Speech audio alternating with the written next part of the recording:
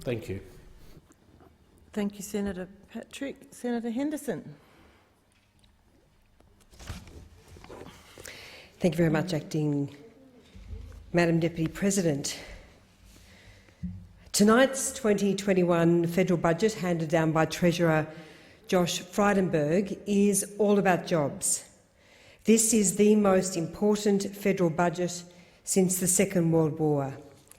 Whether it's tax cuts for workers and businesses, infrastructure spending, investment in manufacturing, support for young job seekers, or massive investments to drive business investment, the Morrison government stands with the Australian people to do whatever it takes to drive jobs growth and our economic recovery. Under the leadership of Prime Minister Morrison and in the wake of devastating drought and bushfire, Australians can be incredibly proud of how we have responded to this global pandemic, protecting lives and livelihoods. Victorians, of course, have had it particularly tough. Underpinned by our unprecedented economic plan, the federal budget will support all sectors of our economy at this critical time for our nation. Of the new announcements we've heard tonight, the tax cuts for low and middle income workers, 11 million Australians, and the investment incentives for businesses which allow businesses to write off 100% of their purchases are absolute game changers. The JobMaker hiring credit, along with a major investment in apprentices and trainees, will provide unprecedented support to get young Australians into jobs.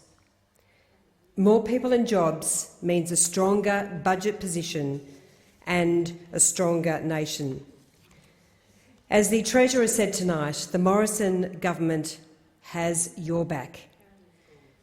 Our economic plan will provide the fiscal firepower our nation needs to recover from this economic and health crisis, a crisis which has crippled thousands upon thousands of businesses through no fault of their own, particularly in Victoria, where, because of hotel quarantine and contact tracing disasters imposed by the Victorian government, community transmission has run out of control, leading to many draconian and economically crippling restrictions. Our economic recovery plan for Australia will create jobs, rebuild our economy and secure Australia's future, including in Victoria. Under our plan, around 3 million taxpayers in Victoria will receive tax relief for the 2021 financial year, with 2.6 million taxpayers to receive up to $1,080 for lower and middle income earners and $2,160 for dual income families.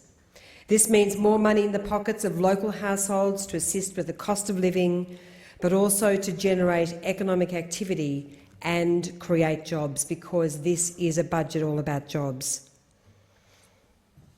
Since the onset of the pandemic, the government has provided $257 billion in direct economic support to cushion the blow and strengthen our recovery.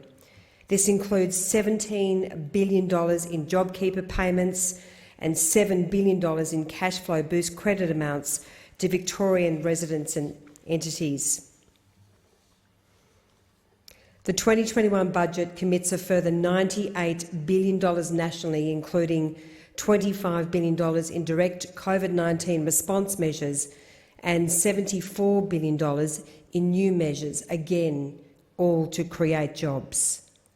Other key measures include the extension of the First Home Buyers Deposit Scheme, an additional $1 billion to support construction of affordable housing, a $500 boost for pensioners, a $1.5 billion modern manufacturing strategy to ensure we have an internationally competitive and resilient manufacturing sector, and in the process create more high-value jobs. Tax relief for Victorian businesses will allow 99% of businesses to deduct the full cost of depreciable assets in the year they are installed, and allowing companies with a turnover of up to $5 billion to offset losses against previous profits on which tax has been paid to generate a refund. This will drive incredible confidence and investment by every business, small, medium and large, across our country. There's $2 billion investment in road safety upgrades to save lives, an additional $1 billion to support local councils to immediately upgrade local roads, footpaths and street lighting, $2 billion in concessional loans for farmers, $2 billion for vital water infrastructure, and another round, $200 million for the Building Better Regions Fund, which will deliver significant opportunities, including in the Corio, Corangamite, Ballarat and Bendigo electorates.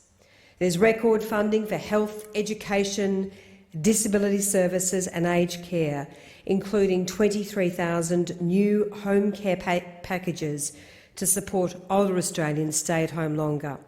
And once the Aged Care Royal Commission hands down its finding, next year more significant funding will flow. I am incredibly proud that the budget is funding major local projects in my region to drive jobs and investment.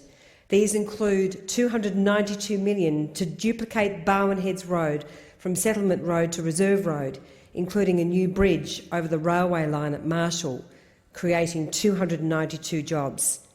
This, regrettably, is the road which Labor forgot. It committed to fund it at the last state election, but so far not one construction dollar has been allocated in the state budget. There's $200 million for upgrades to the Warrnambool line, which will deliver track works to improve the ride quality, reliability and resilience of the line for passenger and freight rail services. This will create another 640 jobs. There's $30 million to support planning for the extension of the Melbourne electrified network to Wyndham Vale on the Geelong line and Melton on the Ballarat line.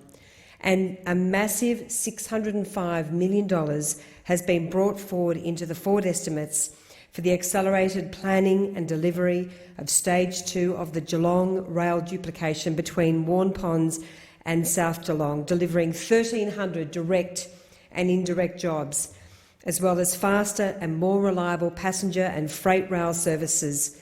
For a very long time I've called on the Victorian Government to bring forward this project, and we now have this agreement in place, and that is wonderful news for our region.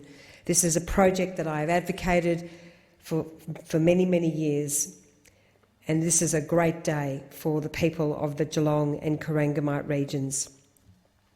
There is, of course, a critical investment for Geelong, the fuel security package, which will deliver a major boost to Viva Energy's Geelong refinery, including an estimated $70 million per annum in a refinery production payment.